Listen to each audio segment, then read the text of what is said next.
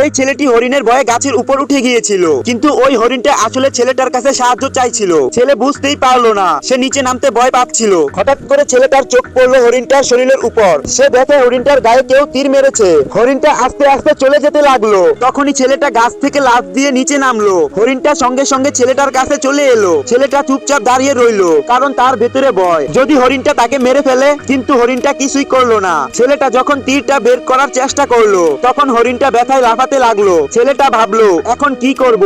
সে নিচ থেকে কিছু বরফ নিল এবং হরিণটার ক্ষতস্থানে লাগাতে লাগলো, যাতে জায়গাটা ঠান্ডা হয়। তারপর খুব আস্তে করে তীরটা বের করে ফেললো। এখন তারা গভীর বন্ধু হয়ে গেল। ছেলেটা তখন বরফে ঢাকা চারপাশে হারিয়ে গিয়েছিল।